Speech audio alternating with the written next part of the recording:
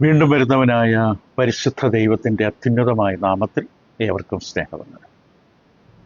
ക്രിസ്തീയ വിശ്വാസ തെളിവുകൾ ഈ പഠന പരമ്പരയുടെ 9ാമത്തെ അവതരണത്തിലാണ് നാം ഇപ്പോൾ എത്തി നിൽക്കുന്നത്. കഴിഞ്ഞ പാഠത്തിൽ ചിന്തിച്ച പ്രധാന വിഷയങ്ങളൊന്ന് ഓർമ്മപ്പെടുത്തട്ടെ. കാരണം വളരെയധികം മണിക്കൂറുകൾ ചെലവിട്ടാണ് ഈ പാഠങ്ങൾ ക്രമീകരിക്കുന്നത്.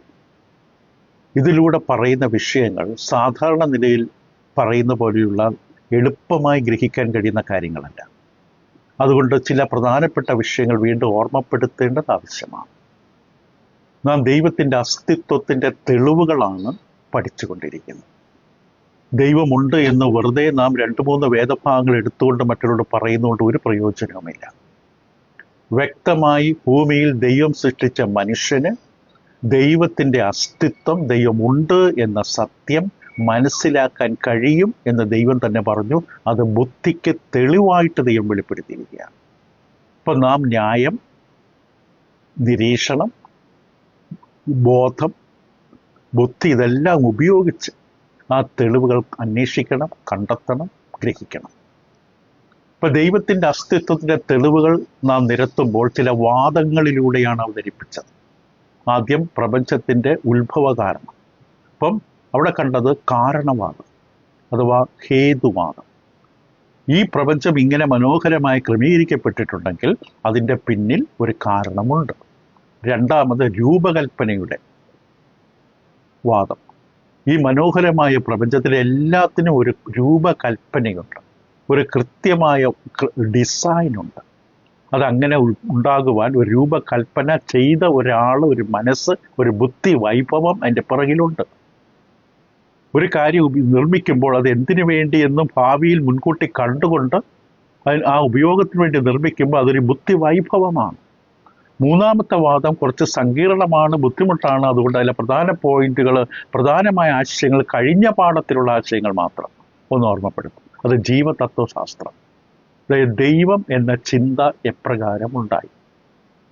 വെറും പദാർത്ഥങ്ങളിൽ നിന്ന്, അതായത് മണ്ണിൽ നിന്ന്, പൊടിയിൽ നിന്ന് ദൈവമെന്ന ചിന്ത ഉത്ഭവിക്കില്ല. ദൈവം എന്നൊരു ആവശ്യകത ഉണ്ടാകില്ല. ദൈവത്തിൻ്റെ ആവശ്യം മനുഷ്യന് തോന്നില്ല. പൊടിയിൽ നിന്നാണ് മനുഷ്യനെങ്കിൽ. ദൈവം വാസ്തവത്തിൽ ഇല്ല എങ്കിൽ മനുഷ്യന്റെ മനസ്സിൽ ദൈവം എന്ന സങ്കല്പം ഒരിക്കലും വരില്ല. പക്ഷെ ദൈവസങ്കല്പം വാസ്തവമാണ്. ഒരു അപകടം വരുമ്പോൾ നമ്മൾ അറിയാതെ ദൈവമേ എന്ന് വിളിക്കുന്നു. എല്ലാ മനുഷ്യന്റെ ഉള്ളിലും എവിടെയോ ആരോ ഉണ്ട്, ഒരു ശക്തിയാകാം, വ്യക്തിയാകാം, എല്ലാം നിയന്ത്രിക്കുന്ന ആരോ ഉണ്ട് എന്നൊരു ബോധം എല്ലാവർക്കുമുണ്ട്. തെറ്റായ വഴികളിലാണ് തേടുന്നതെങ്കിലും ദൈവമുണ്ട് എന്ന സങ്കല്പം, സത്യം, വാസ്തവം എല്ലാവരിലുമുണ്ട്.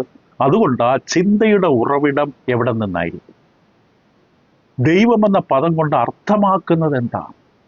മനുഷ്യരെ സംബന്ധിച്ച് ദൈവം എന്ന പദം എന്ന് പറഞ്ഞാൽ അവൻ്റെ നിലനിൽപ്പിന് ആധാരമായിരിക്കുന്ന, അവനെ വഴി നടത്തി പരിപാലിച്ച് ജീവൻ നിലനിർത്തുന്ന, എല്ലാത്തിനും കാരണമായ ഒരു വലിയ സത്യമാണത്. നമ്മുടെ മാനുഷിക ബുദ്ധി കൊണ്ട് അളക്കാൻ കഴിയുന്ന, അറിയാൻ കഴിയുന്ന അപ്പുറമുള്ള പദമാണ് ദൈവം. നമ്മളെ നിയന്ത്രിക്കാൻ ശക്തിയുള്ളവൻ, അധികാരമുള്ളവൻ, യോഗ്യതയുള്ളവൻ. ഇപ്പൊ ദൈവം എന്ന ഉണ്മ, സത്യം ഉള്ളത് കൊണ്ടാണ് ദൈവം എന്ന വാക്ക് ഉണ്ടായിരിക്കുന്നത്. മനുഷ്യന്റെ ചിന്തകളിൽ ഏറ്റവും ഉന്നതമായ ചിന്ത ദൈവം എന്ന ചിന്തയാണ്. മനുഷ്യനെ ദൈവം തൻ്റെ ഛായയിലും സാദൃശ്യത്തിൽ സൃഷ്ടിക്കുമ്പോൾ മനുഷ്യനിൽ മനസ്സ്, ചിന്ത, വിചാരം, നിരൂപണം, ആലോചന, എല്ലാ കഴിവുകളും ദൈവം വെച്ചു. ഇപ്പം മനുഷ്യന്റെ മനസ്സ് പരിചയപ്പെടേണ്ട ഏറ്റവും വലിയ വിഷയം ദൈവം എന്നുള്ളതാണ്. ദൈവം എന്ന വിഷയത്തെക്കുറിച്ച് പരിചയപ്പെടുന്ന മനുഷ്യന്റെ മനസ്സ് അനുഗ്രഹിക്കപ്പെടും, വിശാലമാകും. അത് അതിൻ്റെതായ നന്മകൾ കണ്ടെത്തും. ദൈവമില്ലെന്ന് ചിന്തിക്കുമ്പോൾ മനുഷ്യന്റെ മനസ്സിൽ നിന്ന് പരമോന്നതമായൊരു ചിന്തയാണ്, സത്യമാണ് നഷ്ടപ്പെടുന്നത്. അവന്റെ ജീവിതം പിന്നെ താറുമാറായ അതമ്പതിച്ച മനുഷ്യനെ പോലെയാണ്. റോമലേഖനം 1 പറയുന്ന പോലെ ഇഴജന്തു, പക്ഷി, നാൽക്കാലി എന്നിവയുടെ മുമ്പിൽ കുമ്പിട്ട് നമസ്കരിക്കുന്ന അവസ്ഥയിൽ തരം താഴ്ന്നു പോവുകയാണ്. അവിടെ ദൈവമുണ്ട്, ഒരു ചിന്തയുണ്ട്, പക്ഷെ അറിവ് നഷ്ടപ്പെട്ടു. അപ്പോൾ മനുഷ്യ ദൈവത്തെ ചിന്തിച്ചപ്പോൾ എന്താ ചിന്തിച്ചത്? പൂർണ്ണതയുള്ള, നിത്യനായ, സർവശക്തനായ, സർവവ്യാപിയായ, സ്നേഹവാനായ, കരുണാസ്വരൂപനായ ഒരു വലിയ പൂർണ്ണതയുള്ള ഒരു സങ്കല്പമാണ് ദൈവത്തെക്കുറിച്ച് മനുഷ്യർ ചിന്തിക്കുന്നത്. സാധാരണ പദാർത്ഥത്തിൽ നിന്ന് അങ്ങനെ ഉന്നതമായി നമ്മൾ ചിന്തിച്ച നമ്മളെപ്പോലെ ഒരാളെ പോലെ, ഒരു മനുഷ്യനെ പോലെ, അതിനപ്പുറം ചിന്തിക്കാൻ പറ്റില്ല. ഈ തരത്തിലുള്ള ദൈവത്തെയാണ് വാസ്തവത്തിൽ മനുഷ്യൻ അവതരിപ്പിക്കുന്നത്. ചിന്തിക്കുന്നത് നിത്യനായ, അത്യുന്നതനായ, സർവശക്തനായ, സ്നേഹനിധിയായ, കരുണാസ്വരൂപനായ ഒരു ദൈവം. ഈ ചിന്ത വെറും പൊടിയിൽ നിന്ന് മണ്ണിൽ നിന്ന് വന്നതല്ല. ഈ വിധത്തിൽ ഉന്നതമായ ഒരു അസ്തിത്വത്തെക്കുറിച്ച് സങ്കല്പിക്കാൻ കഴിയുന്നത് അങ്ങനെ ഒരു ഉണ്മ, അങ്ങനെ ഒരു സത്യം ഉള്ളത് കൊണ്ടാണ്. അതുകൊണ്ടാണ് ആ ദൈവമേ എന്ന് വിളിച്ച് ആ ദൈവത്തെ നമ്മൾ നോക്കുന്നത്. നമുക്ക് കഴിയാത്തത് നമുക്ക് വേണ്ടി ചെയ്തു തരാൻ കഴിയുന്ന ഒരു ശക്തിയാകാം, സത്യമാകാം. മനുഷ്യൻ വെറും മണ്ണും പദാർത്ഥം മാത്രമാണെങ്കിൽ ഈ ചിന്ത ഒരിക്കലും സംഭവിക്കില്ല. കാരണം അവൻ്റെ ഇന്ദ്രിയങ്ങൾക്കും അപ്പുറമായി ചിന്തിക്കാനും സങ്കല്പിക്കാനും മനുഷ്യന് കഴിവില്ല. 5 ഇന്ദ്രിയങ്ങൾ, അതിനപ്പുറമായി ചിന്തിക്കാൻ, അനുഭവിക്കാൻ മനുഷ്യന് കഴിയില്ല. അവൻ അങ്ങനെ ഈ ഇന്ദ്രിയങ്ങളിലൂടെ അനുഭവിക്കുന്ന അനുഭവങ്ങളുടെ അടിസ്ഥാനത്തിൽ മാത്രമേ അവൻ എന്തെങ്കിലും ചിന്തിക്കാനും പറയാനും പറ്റൂ. ഇപ്പൊ ഈ ഇന്ദ്രിയങ്ങൾക്കപ്പുറമായ ഒരു അസ്തിത്വത്തെക്കുറിച്ച് ചിന്തിക്കണമെങ്കിൽ, അതായത് കണ്ടും തൊട്ടും രുചിച്ചും മണത്തും ഒന്നും കഴിയാത്ത ഒരു അസ്തിത്വം, ഒരു ഉണ്മയെക്കുറിച്ച് ചിന്തിക്കണമെങ്കിൽ അങ്ങനെ ഒരു ഉണ്മ അവിടെ ഉണ്ട്. സങ്കല്പങ്ങൾക്ക് സൃഷ്ടി നടത്താൻ പറ്റില്ല. ദൈവം എന്ന ചിന്ത മനസ്സിൽ ആവിർഭവിച്ചത് എങ്ങനെ? വെറും പദാർത്ഥമായ മനുഷ്യന് എന്തിന് ദൈവത്തിന്റെ ആവശ്യം? വെറും മണ്ണിൽ നിന്ന് വന്ന മനുഷ്യൻ, മണ്ണായ മനുഷ്യന്, കുരങ്ങനായ മനുഷ്യന് എന്തിനാണ് ദൈവം? ദൈവമായുള്ള ബന്ധം എന്തിന്? അപ്പൊ അതെല്ലാം കാണിച്ചിരുന്ന മനുഷ്യന് ദൈവത്തിന്റെ ആവശ്യം വന്നിരിക്കുന്നത് തന്നെ ദൈവമുണ്ട് എന്നുള്ളത് കൊണ്ടല്ലേ. അപ്പൊ അനുഭവങ്ങൾക്ക് അപ്പുറമായി സങ്കല്പിക്കാൻ കഴിയില്ല മനുഷ്യർ. നമ്മൾ കണ്ടു, പൂർണ്ണതയുള്ള തികവുള്ള ഒരു അസ്തിത്വത്തെക്കുറിച്ചുള്ള ചിന്ത മനുഷ്യന്റെ മനസ്സിൽ നിന്ന് മാത്രം ഉരുത്തിരിഞ്ഞു വരില്ല. വെറും മനുഷ്യന്റെ മനസ്സിൽ നിന്ന് വരില്ല. അപ്പൊ പുറത്തൊരു സത്യമുണ്ട്. ദൈവം മനുഷ്യനെ ആ തരത്തിൽ ചിന്തിക്കാനുള്ള പ്രാപ്തിയോടുകൂടി ആയിരിക്കാം സൃഷ്ടിച്ചത്. അതാണ് ദൈവ സാദൃശ്യം. ദൈവത്തിന്റെ സാദൃശ്യത്തിലും ദൈവത്തിന്റെ ചിന്തയിലും സൃഷ്ടിച്ചു, ദൈവത്തിന്റെ രൂപത്തിൽ സൃഷ്ടിച്ചു, ആത്മീകമായി. മനുഷ്യൻ വെറും ശരീരമല്ല. വെറും ശരീരമായ മനുഷ്യന്റെ മനസ്സിൽ ഒരിക്കലും ദൈവം എന്ന ചിന്ത വരില്ല. ഇപ്പൊ ദൈവം എന്ന ചിന്ത സാധ്യമായിരിക്കുന്നതിനാൽ ദൈവം സത്യമാണ്, ദൈവമുണ്ട്. ഈ വാദത്തിൽ ഒരിക്കലും തെറ്റില്ല. ഇത് ന്യായമായ വാദമാണ്, വിരുദ്ധമായ വാദമല്ല.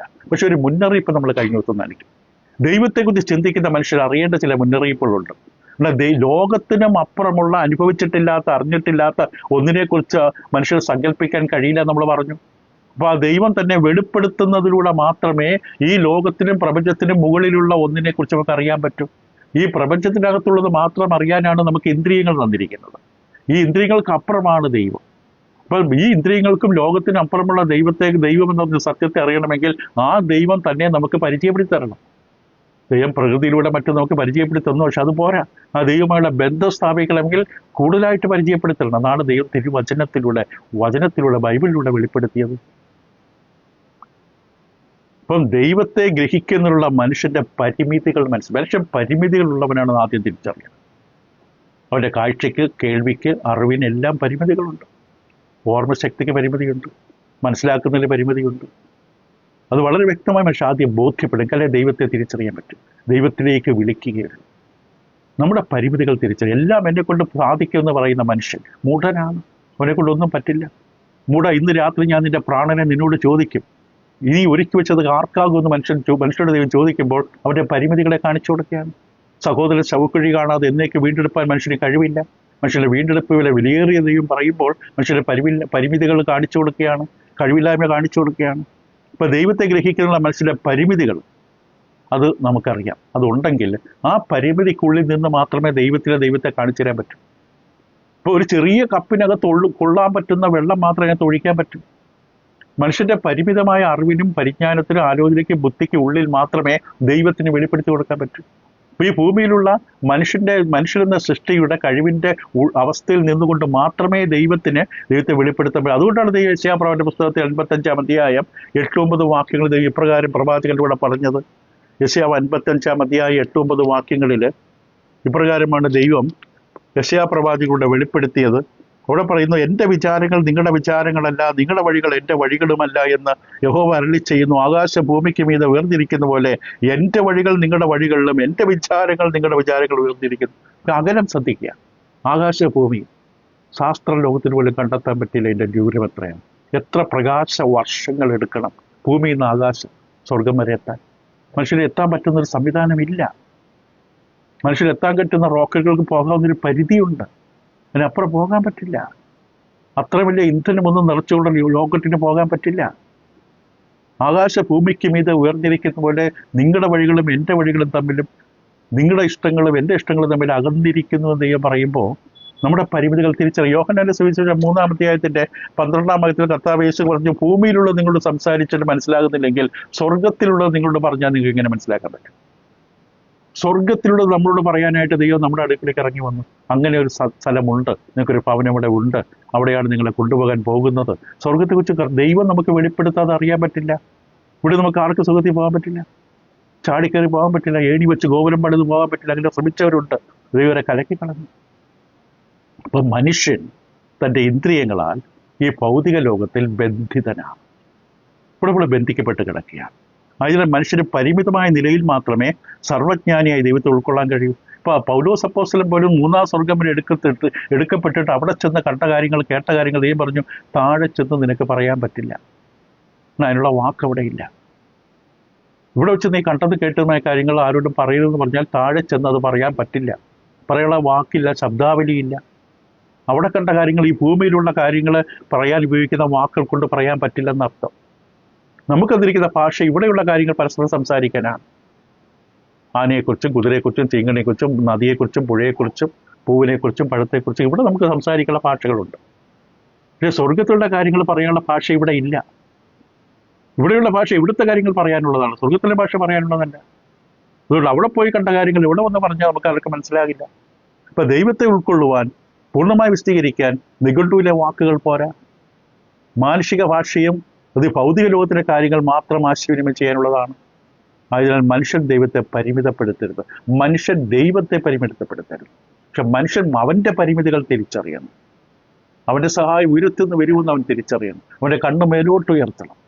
ദൈവം പ്രപഞ്ചത്തിൽ ഒതുക്കുവാൻ പറ്റില്ല. ദൈവത്തെ ഒരു കെട്ടിടത്തിനകത്ത് ദൈവത്തെ ഒതുക്കി നിർത്തി പൂട്ടിക്കൊണ്ടു പോകാൻ പറ്റില്ല.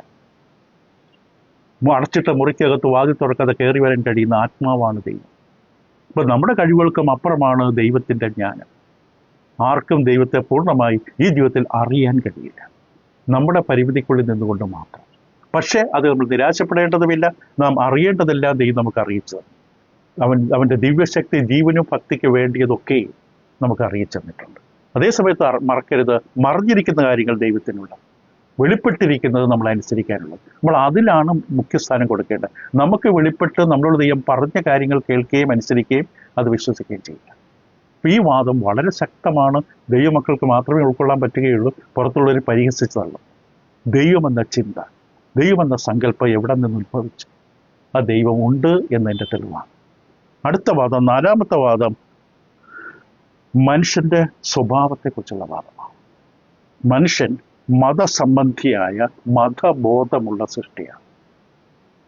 മതബോധം മനുഷ്യനുണ്ട്. അഥവാ പല വാക്കുപയോഗിക്കാം, മതചര്യ, ധർമ്മനിഷ്ഠ. മനുഷ്യൻ മതബോധമുള്ള മനുഷ്യനാണ്. ഇപ്പം മനുഷ്യൻ്റെ മതപരമായ പ്രകൃതി എന്ന് പറയും, നമ്മൾ നേരത്തെ പറഞ്ഞ ദൈവം എന്ന ചിന്ത എന്ന വാദത്തോട്, ഓണ്ടോളജിക്കൽ ആ വാദത്തോട് ചേർന്ന് നിൽക്കുന്ന തന്നെയാണ്.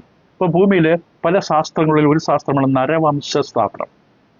അതായത് മനുഷ്യൻ്റെ ശാരീരികവും മാനസികവുമായ ഘടനകളെക്കുറിച്ച് പഠിക്കുവാനുള്ള ശാസ്ത്രമാണ് നരവംശം. അതിനെ ഇംഗ്ലീഷിൽ ആന്ത്രോപോളജി എന്ന് വിളിക്കാം.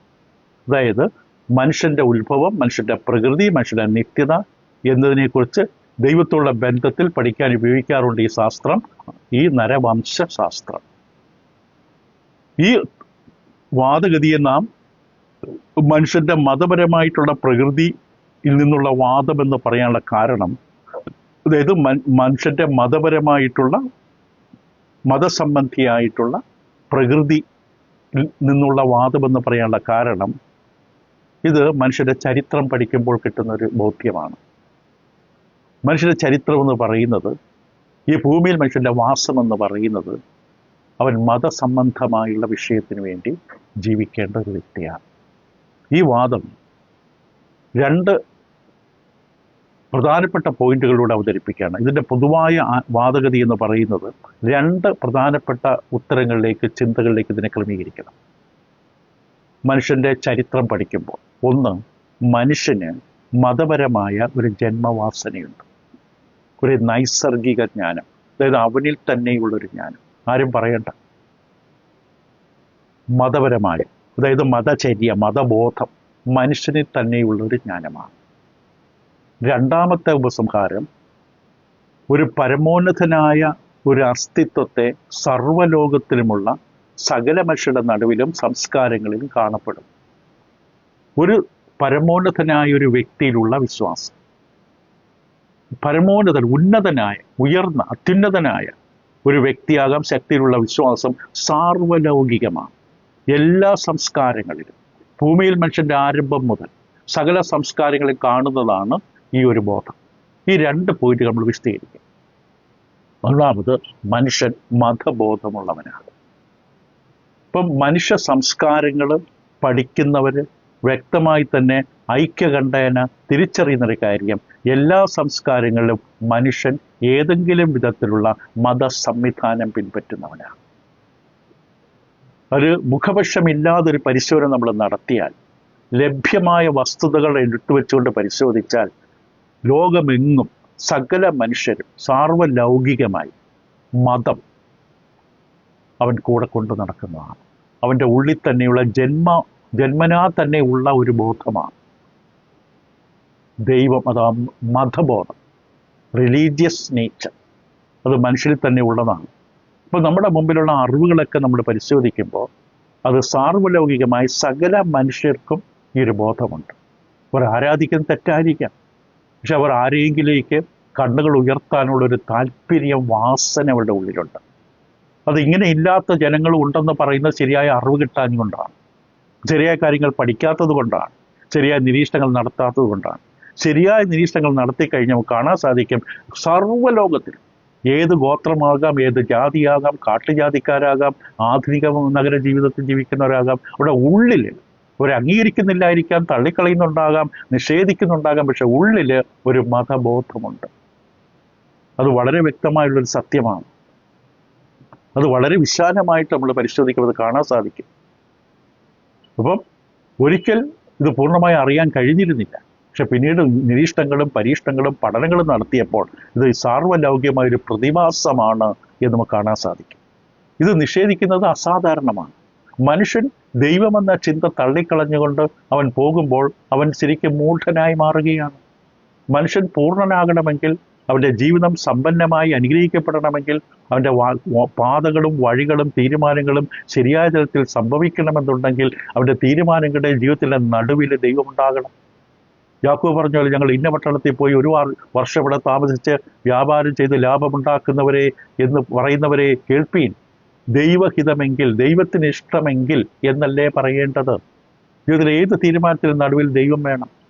ദൈവത്തിന് ഇഷ്ടമാണോ? ദൈവത്തിന് ഇഷ്ടമറിയണമെങ്കിൽ ദൈവത്തിൻ്റെ വെളിപാടുകൾ അന്വേഷിക്കണം. ദൈവത്തിൻ്റെ വചനത്തിനും ഹിതത്തിനും ആലോചനയ്ക്കും അരുളപ്പാടിനും വിരോധമായിട്ടാണോ ഞാൻ ഈ തീരുമാനമെടുത്തത്, ഈ കാര്യം ചെയ്യാൻ പോകുന്നത്? അപ്പം ദൈവത്തെ വേണം എല്ലാ തീരുമാനങ്ങളും നടുവിൽ കൊണ്ടുവരുവാനായിട്ട്. അപ്പം മനുഷ്യൻ ഈ മതബോധമുള്ള ഒരു സൃഷ്ടിയാണ്, ഒരു ജീവിയാണ്. അത് ഒരിക്കലും മാറ്റാൻ കഴിയാത്തൊരവസ്ഥയാണ്. ചിലതിനെ കണ്ടില്ലെന്ന് നടിക്കും, അടിച്ചമർത്തിയാൽ അത് അവിടെ ഇങ്ങനെ ശമിക്കില്ല. അത് അവൻ്റെ ഉള്ളിൽ അത് കിടക്കുകയാണ്. അവൻ മറ്റു പലതുകൊണ്ട്, സമ്പത്ത് കൊണ്ടും സൗന്ദര്യം കൊണ്ടും സുഖലോലുപതകൾ കൊണ്ടും മറ്റു വിധമായിട്ടുള്ള സ്വാധീനങ്ങൾ കൊണ്ടും മാനുഷിക ബന്ധങ്ങൾ കൊണ്ട് ഉള്ളിലുള്ള ആ ഒരു നിലവിളി, ദൈവമേ എന്നുള്ളൊരു നിലവിളി, അതിനെ ശമിപ്പിക്കാൻ, അടിച്ചമർത്താൻ ശ്രമിക്കാറുണ്ട്. പക്ഷെ മനുഷ്യർക്ക് ദൈവം പറഞ്ഞ മനുഷ്യൻ മാൻ നീർത്തോടുകളിലേക്ക് ചേരുവാൻ കാംക്ഷിക്കുന്ന പോലെ എൻ്റെ ആത്മാവ് ദൈവത്തോട് ചേരുവാൻ കാംക്ഷിക്കുന്നു. മനുഷ്യനിൽ ആത്മാവെന്നൊരു ഭാഗമുള്ളിടത്തോളം കാലം അത് ദൈവത്തെ കണ്ടെത്തുന്നത് വരെ അതിന് ജീവിക്കാൻ ബുദ്ധിമുട്ടാണ്. മനുഷ്യന് ശരിയായി ജീവിക്കാൻ ബുദ്ധിമുട്ടാണ്. അതുതന്നെയാണ് ആ തത്വചിന്തകൻ വളരെ വ്യക്തമായിട്ട് പറഞ്ഞത്. ദൈവമേ, ഞങ്ങൾ അങ്ങയ്ക്ക് വേണ്ടി നിർമ്മിക്കപ്പെട്ടു, അങ്ങയെ കണ്ടെത്തുന്നവരെ ഞങ്ങളുടെ ഹൃദയം അസ്വസ്ഥമാണ്.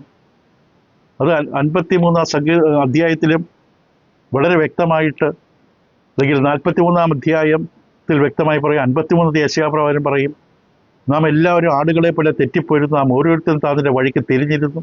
അപ്പോൾ മനുഷ്യരെല്ലാവരും ദൈവത്തെ കൂടാതെ തെറ്റിപ്പോവുകയാണ്, വഴിതെറ്റി ജീവിക്കുകയാണ്.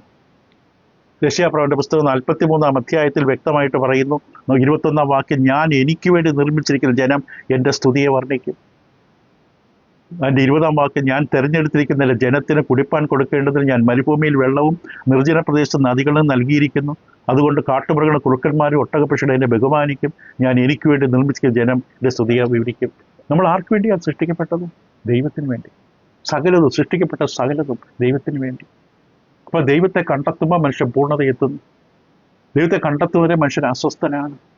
കൂട്ടിനകത്ത് അടയ്ക്കപ്പെട്ട മൃഗത്തെ പോലെ സ്വസ്ഥനായിരിക്കാൻ പറ്റുന്നില്ല. അതുകൊണ്ട് തന്നെയല്ലേ കർത്താവ് യേശു കടന്നു വന്നപ്പോൾ പറഞ്ഞത്, അധ്വാനിക്കുന്നവരും ഭാരം ചുമക്കുന്നവരുമായ ജീവിതത്തിൽ അർത്ഥമറിയാതെ, ലക്ഷ്യമറിയാതെ, ഉദ്ദേശമറിയാതെ ഈ വെരുകിനെ പോലെ ഇങ്ങനെ അസ്വസ്ഥരായി അങ്ങോട്ടും ഇങ്ങോട്ടും ഓടി നടക്കുന്ന, ജീവിതത്തിൽ എന്താണ് ജീവിതമെന്നറിയാതെ മനുഷ്യനോട് പറഞ്ഞു, എൻ്റെ അടുക്കൽ വരികയും ഞാൻ നിങ്ങളുടെ ആത്മാക്കൾക്ക് ആശ്വാസം തരും. പ്രസിദ്ധരായ തത്വജ്ഞന്മാരെല്ലാം വ്യക്തമായി പറഞ്ഞിട്ടുണ്ട്. ഇത് വളരെ അസാധാരണമായ പ്രതിഭാസമാണ്. ലോകത്തുള്ള സകല മനുഷ്യരെ എല്ലായിടത്തും സാർവലൗകികമായി മനുഷ്യരെ മതബോധമുള്ളവനാണ്.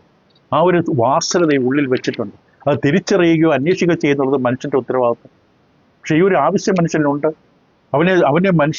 മനുഷ്യൻ ദേഹം, ദേഹി, ആത്മാവെന്ന 3 പ്രതലങ്ങളുള്ള മനുഷ്യന് അവൻ ശരീര സൗന്ദര്യം നിലനിർത്തിക്കൊണ്ട് മാത്രം അവൻ്റെ ജീവിതം സ്വസ്ഥമാകില്ല. അവൻ്റെ മനസ്സിലൊരു മലയാളം മൊഴിപ്പോൾ ഒരു നല്ല ചിന്തകൾ ചിന്തിച്ചുകൊണ്ട് അവൻ പൂർണ്ണനാകില്ല.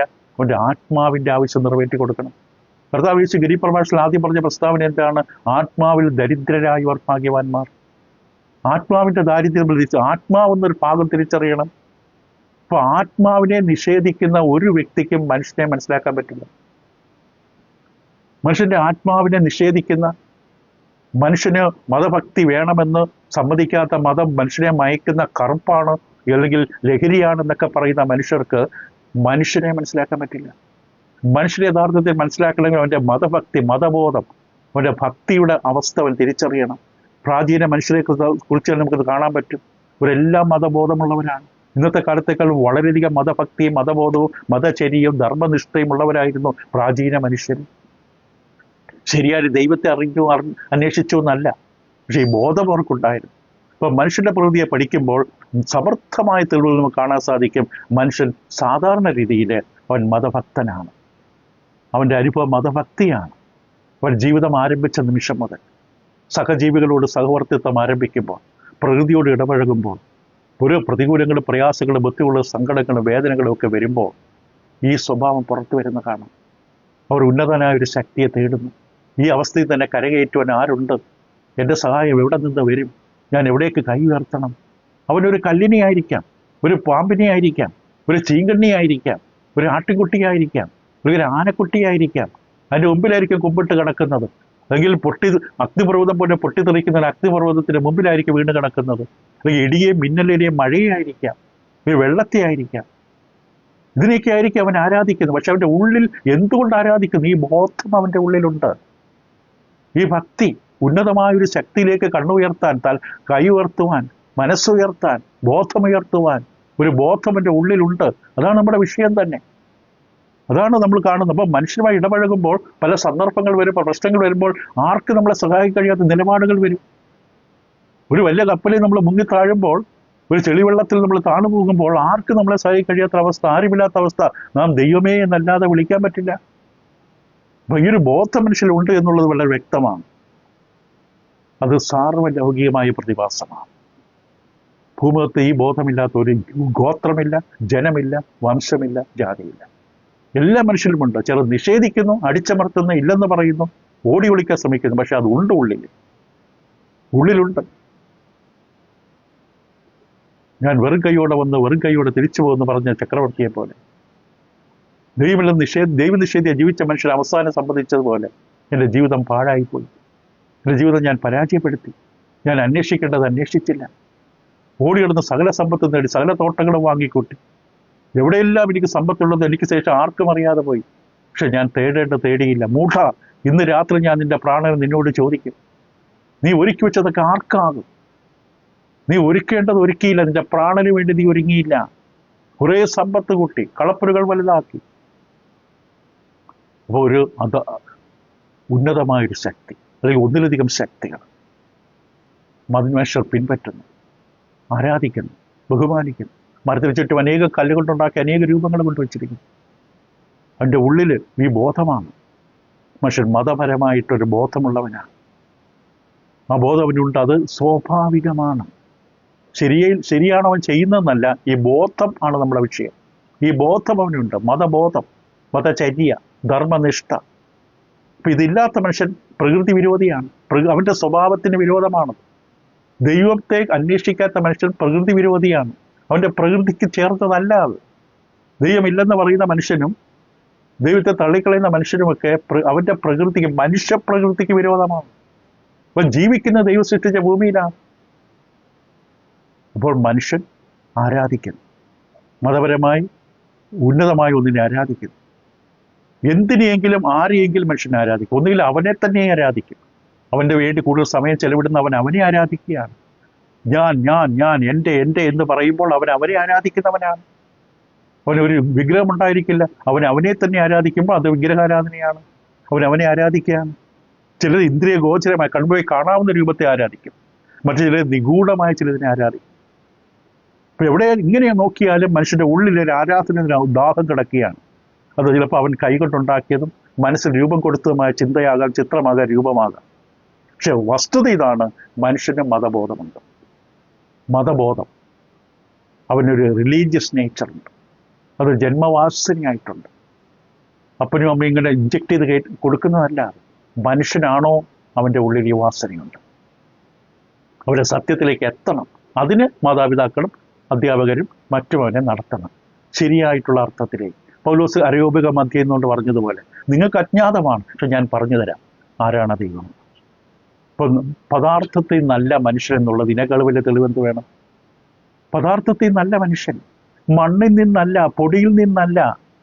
അത് ശരീരം മാത്രമാണ്, പക്ഷെ അവൻ്റെ ഉള്ളിൽ ആത്മാവുണ്ട്. അത് തേടുന്നതാരെ? ജീവനുള്ള ദൈവത്തെ തേടുവാൻ എൻ്റെ ആത്മാവ് കാക്ഷിക്കുന്നു. അധികാലത്ത് ഞാൻ എൻ്റെ ദൈവത്തെ തേടും. പദാർത്ഥം തേടുന്നില്ല, ഉന്നതമായി മറ്റൊരു ഉറവിടത്തിലേക്ക് നോക്കിയാണ്. അപ്പോൾ ഇത് ഒന്നാമത് കണ്ടു, മനുഷ്യൻ മതബോധമുള്ള. അല്പസമയം എടുത്താലും നമുക്ക് മുന്നോട്ട് പോകാം.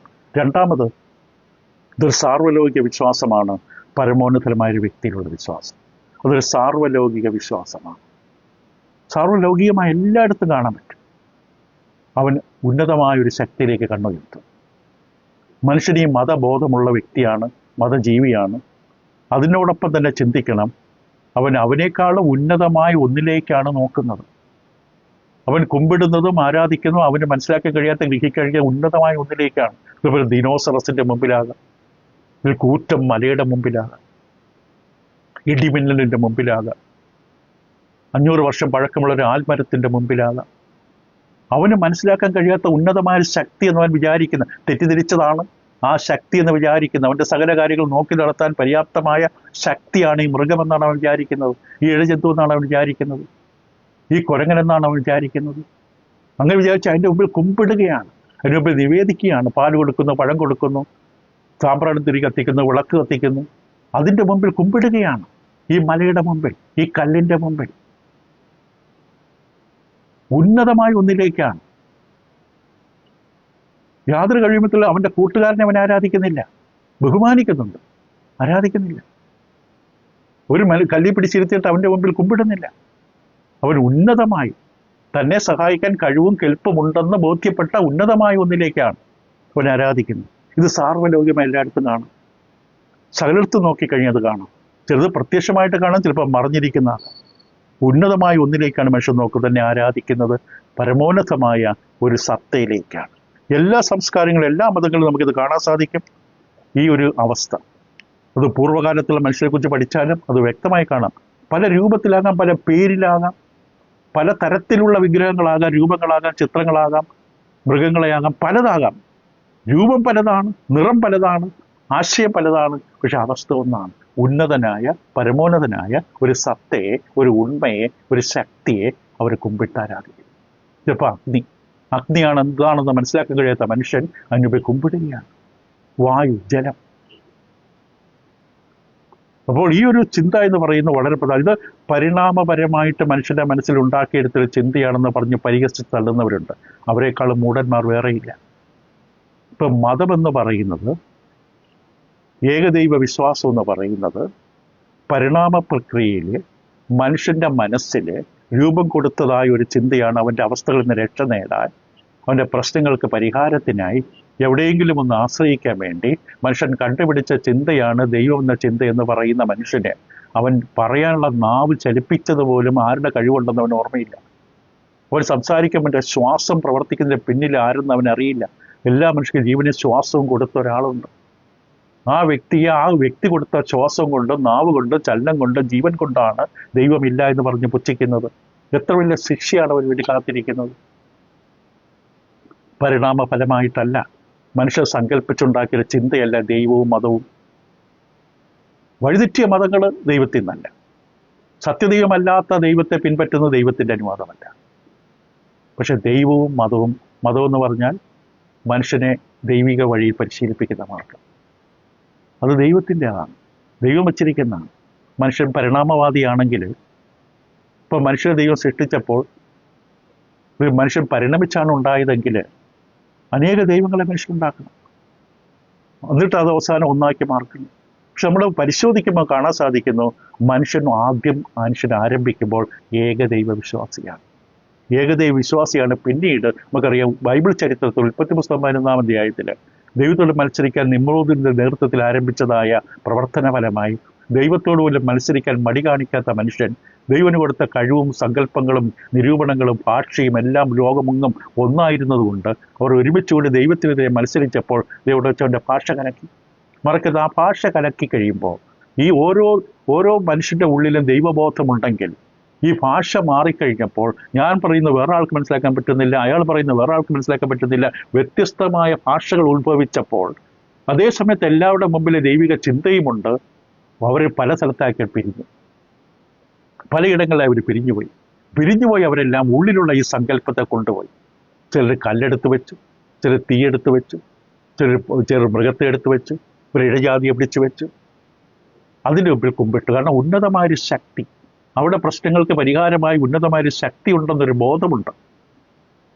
നമുക്ക് നമ്മുടെ പ്രശ്നം പരിഹരിക്കാൻ പറ്റില്ല, നമ്മളെക്കാളും ഉന്നതമായൊരു ശക്തി ഉണ്ട്. അത് ആരെന്നറിയാതെ പോയി. ദൈവത്തോട് മത്സരിച്ച് കഴിഞ്ഞപ്പോൾ ദൈവം ആരെന്നറിയാനുള്ള ബന്ധമെല്ലാം നഷ്ടപ്പെട്ടു, ബോധം നഷ്ടപ്പെട്ടു. പിന്നെ എന്തിനെങ്കിലും ആശ്രയിച്ചേ പറ്റൂ, അല്ലെങ്കിൽ അവനെ തന്നെ ആശ്രയിച്ചേ പറ്റൂ.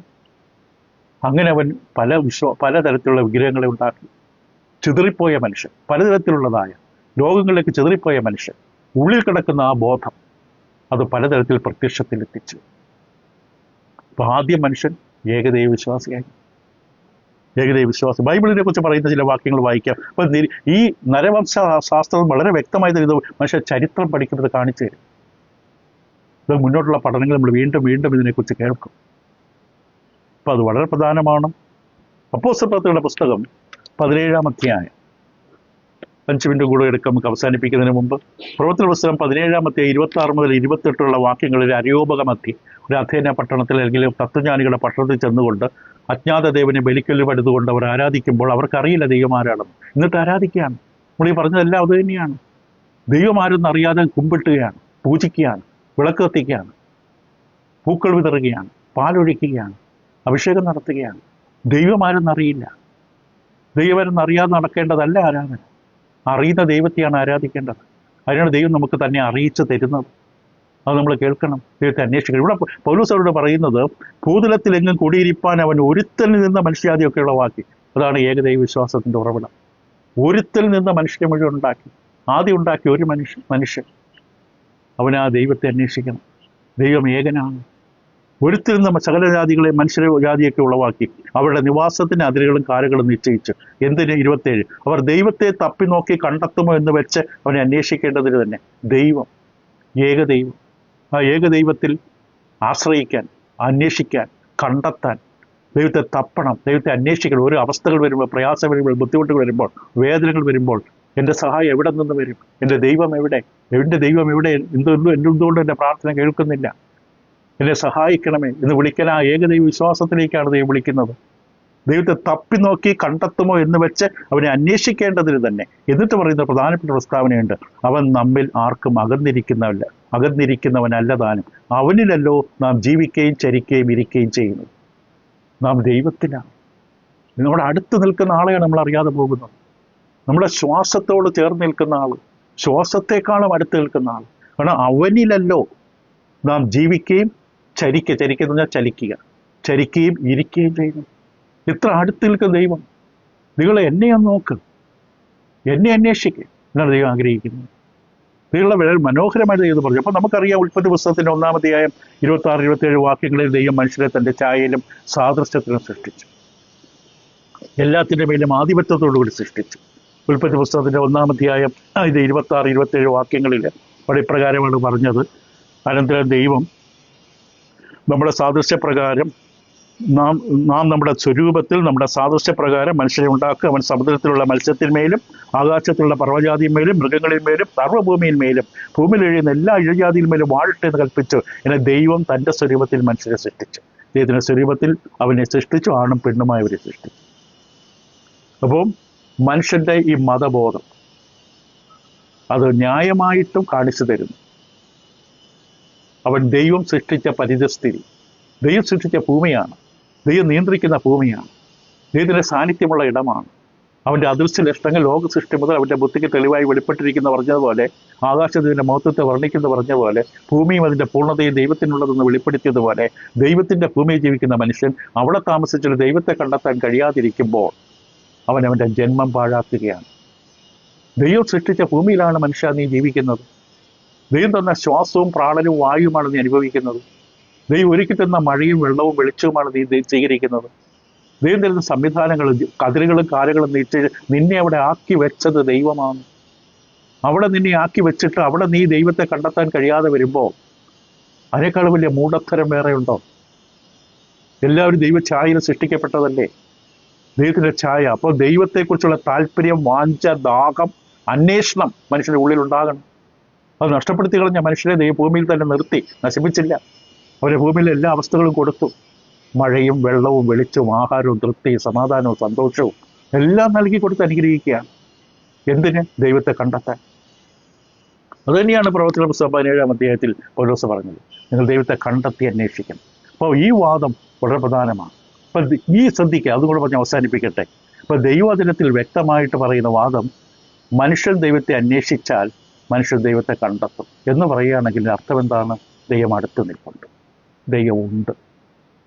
ഇല്ലാത്തൊന്നിനെ കണ്ടെത്തേണ്ട, അന്വേഷിക്കേണ്ട കാര്യമുണ്ടോ? കറുത്ത ചായമടിച്ച കറുത്ത മുറിയിൽ ഇല്ലാത്ത കറുത്ത പൂച്ച ഇരുട്ടത്ത് തേടുന്ന അല്ല മനുഷ്യൻ. അവിടെ അങ്ങനെ ഒരു പൂച്ചയില്ല. ഒന്നാമത് കറുപ്പാണ്, ഇരുട്ടാണ്, കാണാനുമില്ല, കാഴ്ചയുമില്ല. ആ അന്ധനായ മനുഷ്യന് ഇരുട്ടത്ത് എന്തു തപ്പാനാണ്? ദൈവം ഇല്ലെങ്കിൽ പിന്നെ എന്തിനാണ് അന്വേഷിക്കാൻ പറഞ്ഞ ദൈവം? ദൈവത്തെ തപ്പി നോക്കി കണ്ടെത്തണമെന്ന് ദൈവം പറഞ്ഞ് എന്തിനാണ്? ദൈവം അടുത്ത് നിൽക്കുന്നു.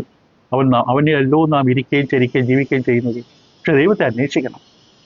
നമ്മുടെ സ്വന്തം നേട്ടത്തിനല്ല, നമ്മുടെ ആത്മാവിൻ്റെ സൗഖ്യത്തിനായി, നിത്യതയുടെ അനുഗ്രഹത്തിനായി, പാപപരിഹാരത്തിനായി, ദൈവത്തിലുള്ള കൂട്ടായ്മയ്ക്കായി, ദൈവത്തെ യഥാർത്ഥത്തിൽ ആരാധിക്കാനുള്ള പരിജ്ഞാനത്തിനായി ദൈവത്തെ അന്വേഷിച്ചാൽ തീർച്ചയായും കണ്ടെത്തും. ഈ വാദം വളരെ മനോഹരമാണ്, വളരെ ശക്തമാണ്. മനുഷ്യ ചരിത്രത്തിലൂടെയുള്ള വാദമാണ്. മനുഷ്യൻ ഒന്നാമത് മതഭക്തിയുള്ളവനാണ്, മതബോധമുള്ളവനാണ്. പരമോന്നതമായ ഒരു സത്തയെ, ഉണ്മയാണ് അവൻ അന്വേഷിക്കുന്നത്. മനുഷ്യൻ മതഭക്തിയോട് സൃഷ്ടിക്കപ്പെട്ടവനാണ്. വെറും മൃഗമല്ല മനുഷ്യൻ. അല്ലെങ്കിൽ പിന്നെ എന്തിനാണ് ആത്മാവ്? മറ്റ് മൃഗങ്ങൾക്കില്ലാത്ത ആ ചൈതന്യം, ആത്മചൈതന്യം. ദൈവത്തെ തേടണം. നമ്മുടെ മതഭക്തിയുടെ പൂർണ്ണത, ഭക്തിമാർഗത്തിൻ്റെ പൂർണ്ണത സത്യദൈവത്തെ കണ്ടെത്തുമ്പോഴുണ്ടാകും. അപ്പം മനുഷ്യൻ വാസ്തവത്തിൽ മനുഷ്യനാണ്. അല്ലെങ്കിൽ അതുവരെ അവൻ മൃഗമാണ്. മനുഷ്യൻ മനുഷ്യനാകുന്നത് അവൻ സത്യദൈവത്തെ കണ്ടെത്തുമ്പോഴാണ്. ഏകസത്യദൈവമായി നിന്നെയും നിയോഗിച്ചിരിക്കുന്ന കർത്താവ് യേശുവിനെ കണ്ടെത്തുന്നത് അവൻ്റെ നിത്യജീവൻ്റെ അനുഗ്രഹമാണ്. അപ്പോൾ മനുഷ്യൻ മതബോധമുള്ള മനുഷ്യനാണ്. ഉന്നതമായ ശക്തി അവൻ തേടുന്നു. കാരണം ആ ശക്തി വാസ്തവമാണ്. അത്യുന്നതൻ, പരമോന്നതനായ ആ ശക്തി, ദൈവം ഉണ്ട്. തുടരാം. അടുത്ത വാദം ധാർമ്മികതയിൽ നിന്നുള്ള വാദമാണ്. ദൈവങ്ങളെ സഹായിക്കട്ടെ. വീണ്ടും കേൾക്കുക. വേഗത്തിൽ പറഞ്ഞതുകൊണ്ട് ചിലപ്പോൾ ആശയക്കുഴപ്പം വരാതിരിക്കാൻ ഒരിക്കൽ കൂടെ കേൾക്കുക. ദൈവങ്ങളെ സഹായിക്കും.